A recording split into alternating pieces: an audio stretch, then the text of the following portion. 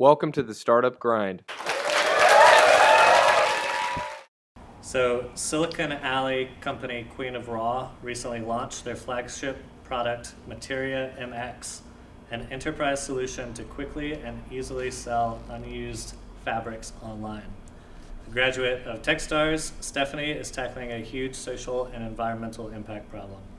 So let's give a huge Greensboro collab welcome to Stephanie Benedetto.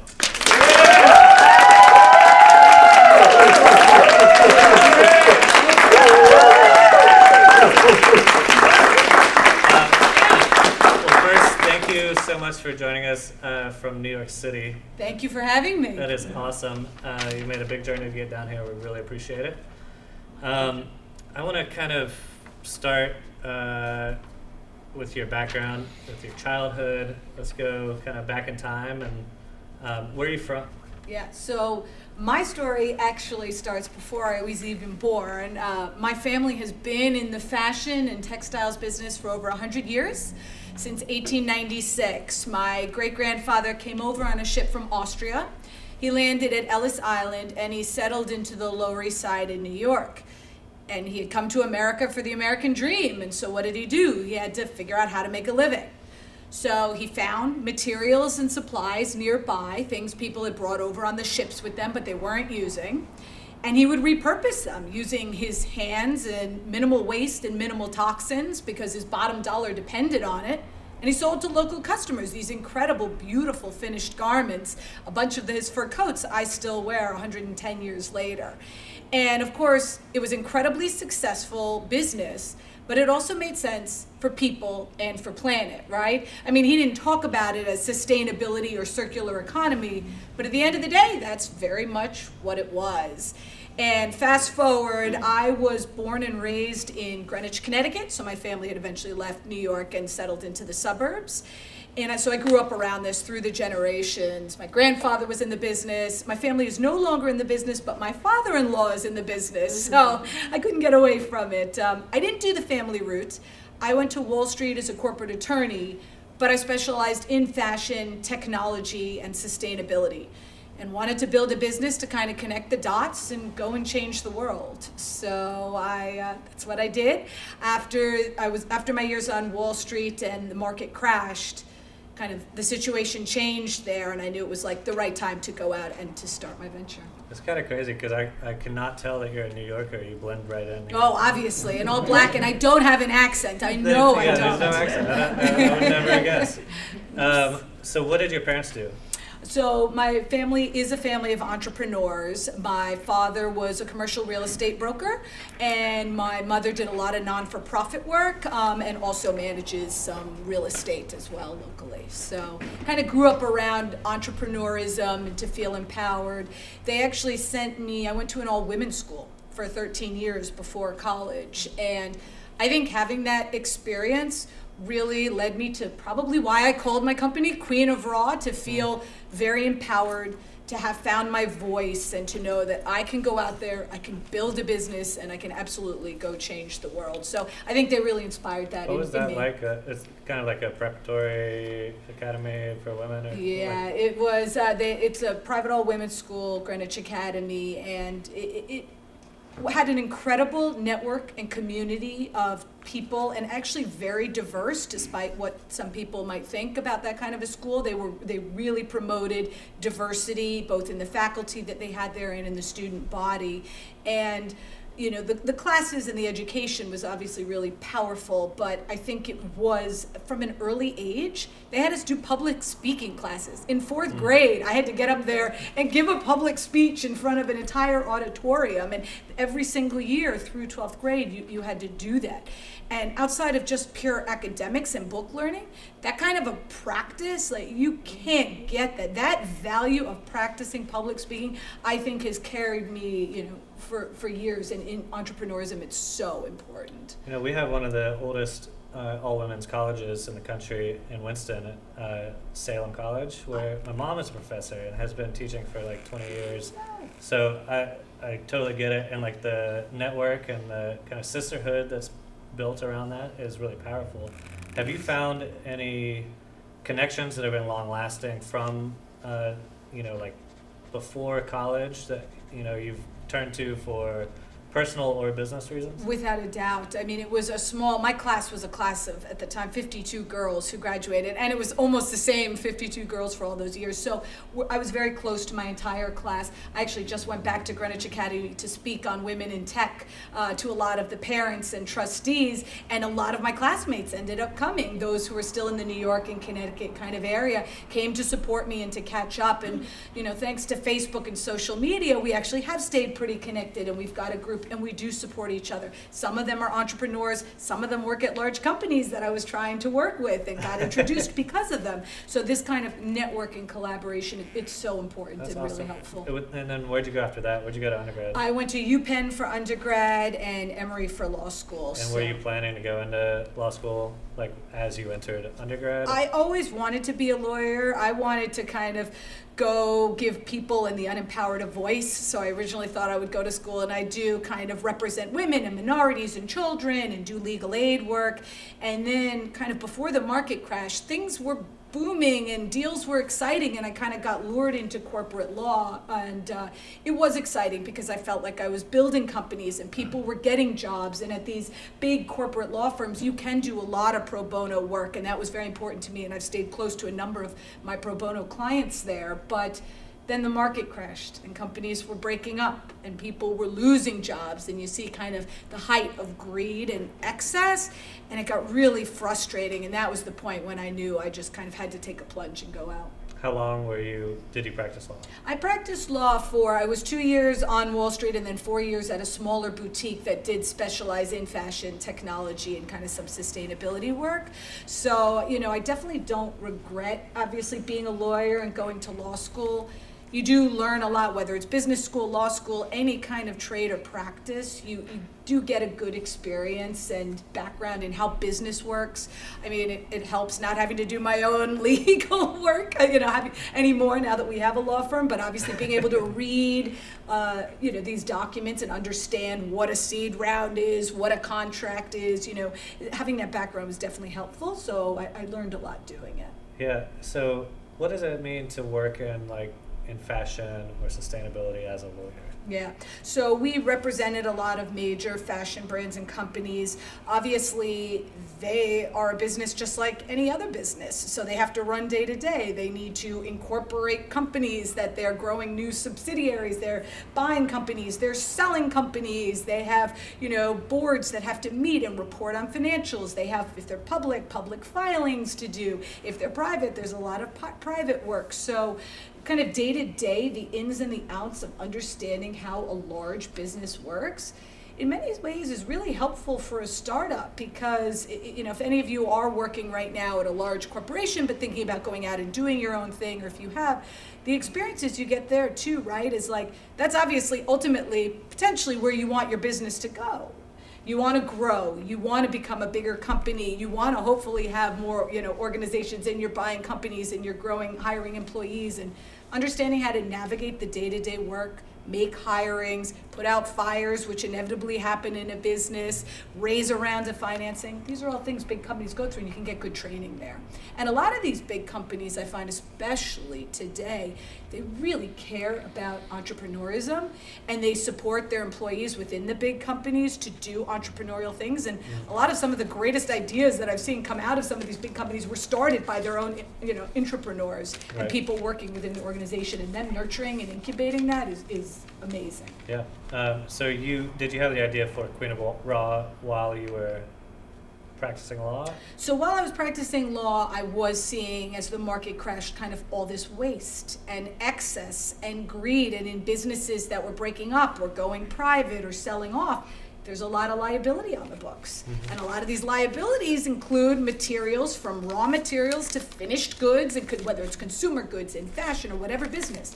The world is kind of run by a supply chain, and these supply chains create waste at every touch point. Right. So I saw the numbers on the books and the financials of how this was impacting the business financially. And then when I dove in deeper to see the environmental impact that this had, just pure waste, not even figuring out how to recycle it or repurpose it or reuse it, but just in perfectly good stuff that was being burned or sent to landfill. It just made no sense to me, and I knew there had to be a better solution. So did you start Queen of Raw right after leaving your practice, or was there anything else that happened in between? No, I had a prior startup. So before Okay. Queen of Raw, I had a company called Paper Number 9, which talk about kind of the benefits of academic community. I co-founded with a friend from college, and the lawyer and me, we negotiated a 60-page partnership agreement because we were best friends, and I said, I don't want any issues. This is going to be how we govern this day to day, and let's build this business. She had actually invented a new leather alternative, but she was a creative. She didn't have any business or legal background, and she didn't know how to bring it to market. And it was 8 years ago when kind of innovation in textiles, sustainability was just starting to get talked about. And it hit a note in the market. It's a leather alternative unlike any I'd seen. And we started selling to some of the biggest brands in the world, and we got bigger and bigger orders in. And it got to a place where, we were a bootstrapped company, hand making everything in Brooklyn with a team of artisans. And you get a big order, from a Chrysler, you want to be able to fill it. And so we were getting to the point where we had to either raise a round of financing, build some factories, and take it to mass production, or we had to figure out what to do with the company. And so we had a difference of opinion. We were 50-50 in the business, note to self, and a lot of learnings through that. We are still friends, but at that point, I still own 50% of the IP, but we decided not to take it forward. But talk about kind of opportunity out of challenges. While I was building that business is where I saw this big problem of waste, right? Like, I would go around to factories and mills and brands as we were presenting our material, and just saw them sitting on millions of tons, hundreds of billions of dollars, perfectly good stuff. I mean, we're not even talking about like scraps and destroyed. We're talking about massive volume of fabric on rolls and perfectly mint condition clothing and sealed and packaged. That was just sitting in warehouses. And they were going to burn it or send it to landfill. And that's where I started getting this idea of how do I build a solution. It just seemed like there was a supply-demand mismatch. Yeah. And we just had to bring it to light. Okay, I want to learn about that, but I'm also really interested in paper number 9. Yes. And so this co-founder equity split, that's a huge question Yep. for a lot of first-time founders Yes. and second-time founders. You bet. And so what did you get? Like you figured that you couldn't have any kind of other exit strategy. You just wound it down, and you both went your separate ways, but you own IP. Or how'd you close it out with? And then what were some of your learnings? Like what would you do differently today? I mean, the lawyer and me, of course, you think you want to get everything in writing, right? And you can account for every worst case scenario, and there's not going to be issues because it's in the document, and that's what you look to, and yada, yada, yada, signed, sealed, and delivered. And we want it to be 50-50 and equal, and when things are going great, it's never a problem, right? But when you get to these major decisions that have to be made, it's not the day-to-day little things and issues and difference of opinions. That happens all the time in business. But for major material decisions, you get to a point. And I think if I had done things differently or in retrospect, I would have been less worried about every single kind of day-to-day operation and the immediate business plan, and more get an idea of what is your long-term vision for this? Where do you want to take it? What is the 5-10 year vision and exit strategy? And if we had had that conversation early on, and I realized that she liked keeping it more small and artisanal and high quality, and that was enough for her. Whereas me, I want to take it to the moon, and I'll go, let's go conquer the world. And if I had known that early on, I might have thought through Gotcha. the decision differently a little bit. And I think that's important, right? When you're looking at finding a co-founder, and I don't know, does everybody have co-founders if you have a startup, or people are doing it on their own? It's definitely possible to do on your own. I know a lot of people who do, and in some ways, sometimes that can be easier because you can make the decision yourself. But in other ways, sometimes it's nice to have, obviously, a community and people to bounce ideas off of. And there are great resources online now to find co-founders if people are looking. There's Founder Dating and other online platforms, Women 2.0 for women, where you can find a co-founder, Oh, wow. which is awesome. But before you do, that's where I say, it's called founder dating, that resource, because it is dating. You need to take that person out, get to know them really well, try a few projects together to make sure you work together, and then, to what I learned, know where their long-term vision and strategy is, and that they are able to take the risk at this point in their life, because if they're not, then it always takes, longer than you think, then it's probably not a good time or match. Okay, so Queen of Raw. Yes. You get this idea, you see all this waste. Crazy. What was your first step? Did you just go out and file for a C Corp and go on founder dating and find somebody? How'd that work out? Yeah, so I had this idea in my head, and the original idea, which is still the root of what we do, but I'll explain, we've added some stuff, was a marketplace. This to me was a supply-demand mismatch. There are buyers out there in the world looking to get their hands on their stuff. They just don't know where it is or what it is. And on the flip side, there are these sellers who don't need to be burning it or sending it to landfill. They just need a market to sell it. So I was going to create a marketplace. But obviously, although I had some technology background as a lawyer in IP, I didn't know how to code at the time, not a single line. Now I can code, but back then I had no idea. So I went to General Assembly, which is based in New York, although there might be other locations in the US. It's a great community of technology individuals looking to find kind of co-founders and have a certain level of expertise. And they have a wall that just tells you people who are looking for jobs. And I read a bunch of people's bios, and my co-founder's bio, something about it, I still have a picture of it I took on that day. It hit a note in me. So I called him up, we met for a cup of coffee at Starbucks, and I started telling him this crazy idea. He started drawing on a napkin of kind of the high-level business and architecture, what the marketplace needed to be. But we didn't jump in right away together, to your point. We started getting to know each other. We worked on a few projects and aspects of the marketplace to test the product, to test things, to get it going. And but then the rest is history. We've been together ever since. And he is a co-founder as well as our CTO and manages now our tech team as well as integral to the business. Okay, so you mentioned that you have added some extra stuff to the Yes. original marketplace idea. What is that? Yeah, so if anyone is building a marketplace, obviously they are incredibly powerful, but they can be incredibly challenging to get the flywheel going, right? You need buyers, you need sellers, and you need them to match at the right time, the right place, what they want. And especially for us, a global marketplace around textiles for creators who have a particular thing they want. We knew we had some challenges to overcome. So we put up the marketplace and we went through Techstars and then started onboarding inventory, getting sellers on who had waste of small, medium, and large sellers to test different products. And it was taking us a long time to get the supply on. We had buyers coming and searching in our search bar every day for stuff, and I couldn't get the supply on quick enough because at the time we had to go meet the suppliers, we had to photograph things, we had to get product descriptions, we had to manually upload it into the platform. For some of our enterprise customers, it was taking us months, and that's just no way to scale a business. So we had a challenge, right? We were supply constrained, and we started talking to our enterprise customers, and we realized that part of the reason is they didn't know what they had or where in the world it sat. So we realized we had to build a solution to figure out what they had, where it sat, automate this onboarding process, and then help them intelligently prevent waste in the future. And so that's the solution we built in the fall and we just launched. So how did that work? So you're doing a bunch of stuff that doesn't scale. Yep. But you're getting customers. Yes. Were you getting revenue at the time? We were getting customers, we were getting revenue, but obviously as a business, my goal is to match every request with a sale, right? Every potential buyer, if the problem is that I don't have the product they want, I need to go find that product and make that sale if I'm gonna scale, right? Mm-hmm. So it was, you get frustrated. You're like, I see all these searches, I gotta go find this inventory, and how do I get it on quick enough?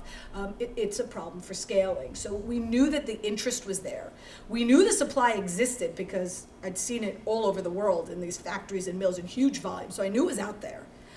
And I knew on the flip side now that there were buyers dying to get their hands on it. Mm-hmm. So the challenge was there's buyers, there's sellers, but how do I automate the process and the parts that are taking me too long to scale? Yeah, so you were able to kind of test out both sides of it, yep. Show that it was going to work, yep. But you needed a tech solution. Was your co-founder able to build that on his own, or did he have to kind of build out a team? Or No, another thing too with technology, you can get so wrapped up in like the perfection and the UI UX and the nuance of what tech you do, and I'm going to build my own and not use what's out there.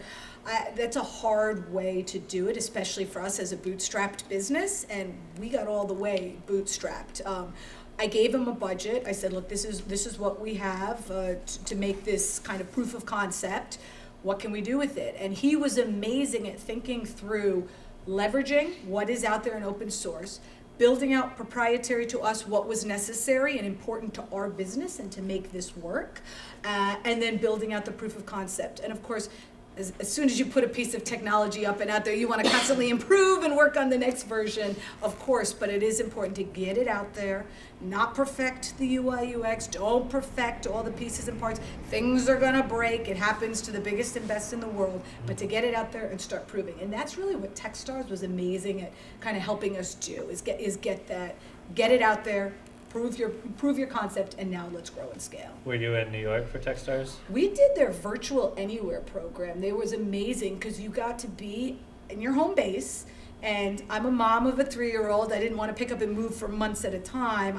It would have been a challenge, but being able to be in my home base, virtually connect with my class, and then every few weeks we traveled to a different Techstars location. So we got to be in Boulder, in San Fran, in LA. So we got all those networks in one experience. It was unbelievable. That's awesome. Yeah. So you're mostly bootstrapped? We are mostly bootstrapped. Of course, we took the Techstars pre-seed money.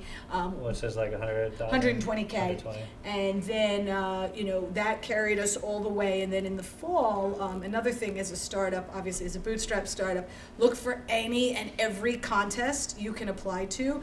Don't think that you don't fit the criteria or you're too early. Apply to them all, because I tell you, it has propelled our business incredibly. Have you gotten like non-dilutive grant funding through that? You get incredible honors and awards and incredible press and coverage. We just won the We Work Creator Awards presented by Ashton Kutcher, and We Work invested in us, and it just kind of launched and supercharged everything. So it's worth checking out. Are you guys planning to do any kind of significant fundraise, or what's your fundraising look like going out a couple of years? Well, the lawyer and planner and me, go as long as you can without fundraising, obviously.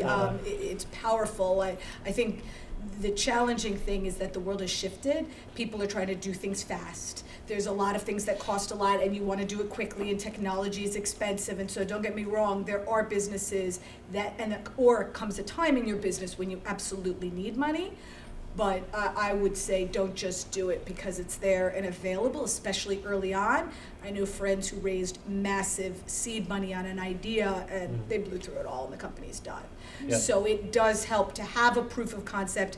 And honestly, bootstrapping, although there are massive challenges, I learned so much about my customer when it's me emailing every customer within a few minutes every day. I get to know and talk to them instead of hiring a business development and sales team. And when it comes to the technology, I could have spent a fortune and built all these tech systems, but I wouldn't have realized that our big challenge was automating this onboarding process. And that's what we need to spend our money on, not building a marketplace, but these are the areas which are powerful for our business. And so I think that's where so of course, now we've hit a point we're growing and scaling, and we are going to do. You found like product market fit. Yes. And so what are your next challenges? Are you trying to build a team? Yes. Is that what you would raise funds for? Is to hire some new key hires? Absolutely. So at the end of the day, we're not a business if we don't have customers. But as we're seeing now, our traction grow, our numbers grow, our customers grow, our buyer and seller base grow. We do need support to continue to manage and nurture that base,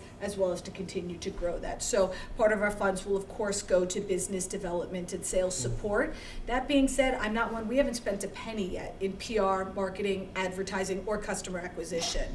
A lot of people do, and there's some businesses where of course it's really important, but I have found that strategic partnerships with those businesses are way more valuable than throwing money into Facebook ads before you know exactly who you're targeting and what ad to put out there. But some of these kind of key strategic partnerships with networks and your community can be even more valuable than paying for all these bought lists or customer acquisition. So yes, to grow that team, and then obviously from the technology point, we do hit a point too now where we're integrating blockchain, we're working with machine learning, and as we have bigger and bigger enterprise customers, we do need people to manage those more day to day. But now it's obvious and we know. Yeah. Sorry, I'm grilling you on your finances there. No, come on. So, there's a lot of challenges in kind of building the business, but there's also personal challenges. You mentioned you have a 3-year-old. Yes. So like the day to day, what do you have, like habits or different like daily routines, or how do you manage that side of like your life? I have to say, for me, I always knew I wanted to be a working mom, that it was important to make me happy, and if I'm happy, my family's going to be happy, right? It's inevitable. That being said, of course, my 3-year-old is the love of my life. Jacob is my everything. And so, it is hard to say goodbye in the morning, and but I make it a point. So we've set up in his room his own office. So when mommy goes to office before school, Jacob can sit at his desk in his own office and build his own company to go change the world. And he feels connected kind of that way, which is important, that why mommy and daddy work and what he can do to contribute. And then I do make a point, unless sometimes obviously I'm here now, I can't be with him, but make a point to try to come home every night for dinner. We spend our quality time, and it's funny, even though you have as a mother less hours in the day, you're so much more efficient about the hours you do have. I could have wasted all this time and resources on all this nonsense that I used to, but now, because my time is limited, I have to do what's going to make the most impact for my business, and in some ways that just makes you kind of hyper more effective and efficient and streamlined in what you do. And then for me too, at the end of the day when I get home, and if I have a stressful day, that smile, it's what kind of brightens your world. And we do track in our platform the water and the toxins that we're saving by diverting this stuff from landfill. And even as an early stage startup, we've already saved over 1 billion gallons of water. And so thinking about that and that number, that we can make a difference, and that I am building a future for my son and for his children in the future, that's what keeps you going. Yeah, I've read that textiles are like the 2nd largest polluter in the world. Massive. It is a crazy statistic. For those who don't know, one t-shirt takes 700 gallons of water to produce, and another 700 gallons of water to wash it in its lifetime. That's one shirt. And 2 billion are sold every year around the world. Wow. So it also contributes to the #1 polluter, oil and agriculture, since we use a portion of that in our materials.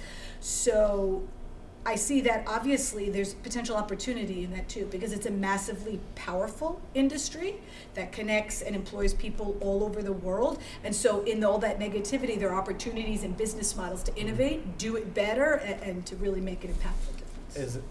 Do you look at it as like a branding, and like a personal values kind of thing? Or is there also a way that you can monetize the carbon reduction, the water saved, that kind of thing? There are a lot of new business models and new innovative technologies that are doing just that. Yeah. So, and there's incredible data out there right now too about the impact that your business can have.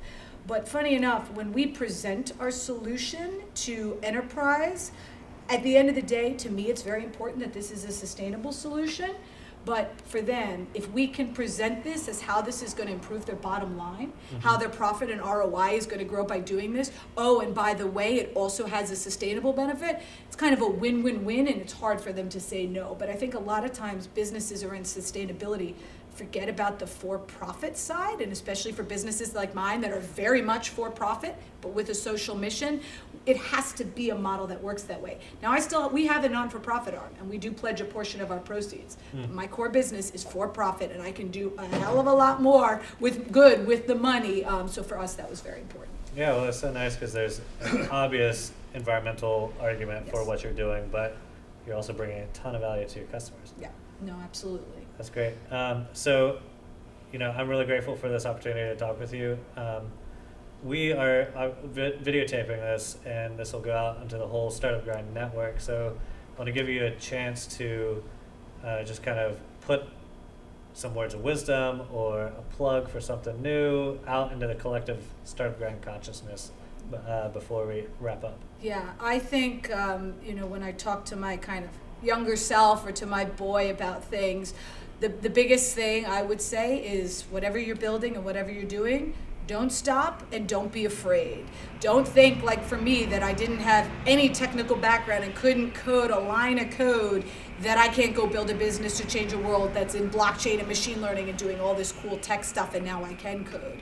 Don't be afraid. Don't perfect the product. Put it out there. Get the idea out there. Start testing it, iterating it, grow, learn, improve. At the end of the day, that's really how you're going to win and be the last person standing.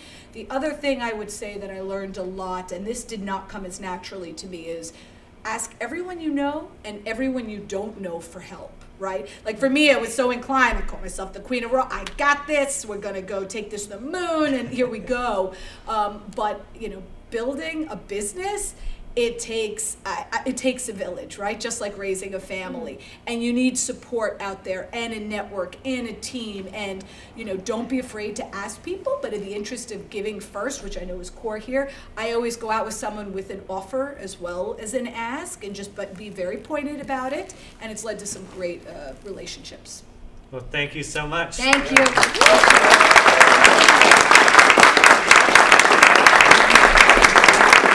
So we've got a little time that we can open it up for audience Q&A. Yes. So what's the vision, 5-10-year vision for Queen of Raw? Good question. On the one hand, I always tell myself, be hyper-focused, build this into the machine right now that you know it can be, and then allow it to kind of iterate and grow. At the same time, of course, for every business and a team and every investor, you need to have the long-term vision. So we started this as kind of a software-enabled marketplace and in the fashion industry. But we've already had conversations and interest from other industries asking us, what would this business model look like in automotive and aviation, in computer and electronics? So we're starting to very methodically think in the future about what that looks like. Of course, today we have to be hyper-focused and command the first industry, but it's something we're looking at in the future. And then I'm the first person as a lawyer who'll say it depends. We could be a great acquisition target for someone like an Alibaba or an Amazon, or, let's keep going and let's IPO this baby. So open to see where it goes, but you're right, you have to start thinking about kind of the growth plan and where you're going. Yep. How much of your business is involved with logistics in supply chain analysis? And you mentioned early you found that the asymmetry of the demand and supply was a challenge, but interesting and probably informational. I would assume that could help you build a marketplace that could geolocate and maybe reduce transit time between these demand supply matchups. That's a brilliant question. That's exactly what we're thinking. My dream is, I'm sorry to our shipping partners, UPS, FedEx, and DHL. My dream is we never need to ship anything anywhere in the world ever again. Because you know what? We've got it in dead stock from raw materials to finished goods all around us. So we have built into our platform, you can geolocate inventory around you. Obviously, especially as we're continuing to onboard inventory, there's still going to be people who want something specific and want to ship it. We do use green shipping partners to try to offset that. But you're right, at the end of the day, that we very much are a logistics business. And for right now, we do automate the entire shipping logistics process. We had to make it quick and easy to make a buy-sell match, but then also automate that so our sellers aren't doing the work. We can't expect. With the ML that you mentioned they were using as well, you could start to create a predictive analysis of where demand is going to occur for different materials. Absolutely, without a doubt, 100%, and that's what we continue to try to locate. And of course, we know at the end of the day, there's inventory all over the world.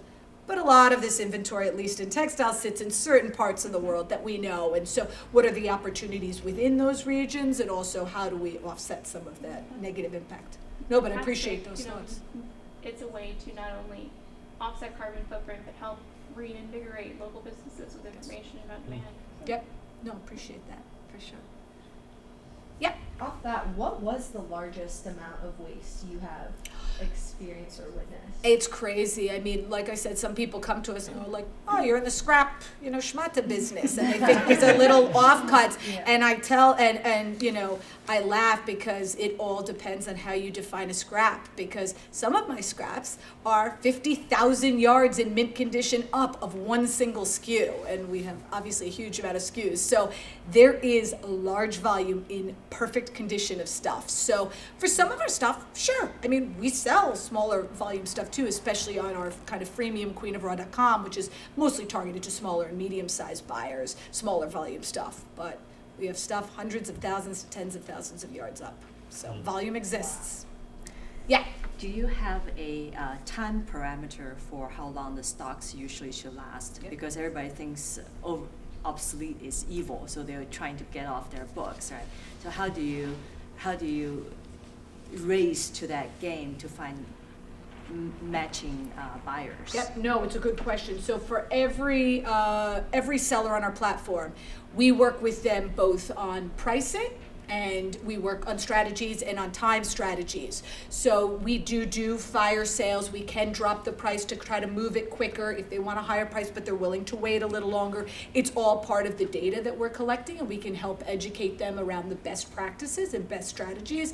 Funny thing is, a lot of this stuff has been sitting in their warehouse for quite some time, and until working with us, they didn't even know they had it. And in fact, some of the major brands and retailers, who I won't mention on air, but they thought they had a certain amount of liability on the books, and in working with us, they realized they had more than 10x in liability. Wow. That. So a lot of times they don't even know, and so once they wake up to it, of course they want it gone yesterday, and we're trying to move it as quickly as possible, but we usually have a little bit longer of a cushion than you'd think. Do you put a timestamp on those fabric, like a FIFO system? Or? We have a timestamp in our back end, and we let prospective buyers who are searching know about it, but we are thinking about and looking at in the future ways to kind of time map for the buyer to know that and to search based on timing and play a bit with pricing and bid-ask models. So it's all something we're thinking about, for sure. Yep. If nobody else. So how do you run in front of competitors? Two extremes. One could be Alibaba likes Sure. your idea and say, hey, I'm going to take care of China, right? It's a huge market there. I'm going to make matchmaking for the factories and apparel factories and textile factories. To another extreme, individual dealers. And if they know Lululemon is always going to buy that 97.3 poly spandex fabric, and they go to find the factory and sell directly to those customers. So how do you try to get it in front of, or always stay in front of them? Yeah, so I mean, our proprietary technology that we've built has become kind of our economic moat. We're not just a marketplace and selling this, right? We give them the data and analytics, all of the tools that are helping them both identify waste now and sell it, but minimize it going forward. So by having these additional tools, once they're on, so far we've seen less than a 1% churn, and that's just because that one company went under. They get hooked and they love it. But to your point, could they go out and circumvent the system and go do it? Well, sure. But at the end of the day, in the numbers that we're seeing of waste around the world, there's enough other waste for me to worry about and sell. If that one customer wants to go to Lululemon and do that, that's fine. There's enough that we can work with in what we're dealing with. And at the end of the day, some people also ask, well, aren't you writing yourself out of a business because if you're selling all this waste and you're preventing waste, then there's not going to be any more waste for you to sell. And I said, you know what? That's the holy grail. That's the dream that I've solved the world's water crisis. There's no more waste and everyone's on my software solution, so I got no problem. Don't worry about it. So that's how we're thinking about it. I have one more question. Yeah, of course. So, what's the current challenge right now you're dealing with? So we were supply constrained, and we've solved for that. Of course, typical marketplace, buy and sell and buy and sell. So now we're building up the buyer side to match the new inventory that we're onboarding quickly. So, as any startup, there's always going to be a challenge, but it's kind of how you think about solving it, how you test solving it. And that's where we've actually found some incredible strategic partnerships that I can't announce yet, but we'll be able to announce soon. That's bringing a huge volume of even more buyers than our base already to solve for that. So it's going to be constantly solving kind of challenges, but that's the fun of it, right? So. Seymour, I saw you were taking notes. Seymour, did you have any questions for her? I saw you had a whole page of notes. Use my 2 ears. Oh. Yeah. I hope it's worthwhile. Oh, you're just listening. Okay. All right. Well, if I'm just anybody a line else, figure. I will make one statement Yes, sir. that your flywheel is helping people overcome inertia. Good. Good. That is why we are here. That's why we named it Gotta get that Flywheel. ball rolling. Good. So if we don't have any other questions, let's wrap up. Let's get some drinks, some more food, and Stephanie will be here for a little bit longer. So if you have any questions you don't want to ask the whole crowd, please come talk to Stephanie. Anytime, happy to connect. Thank you so much for having me. Done. Yeah.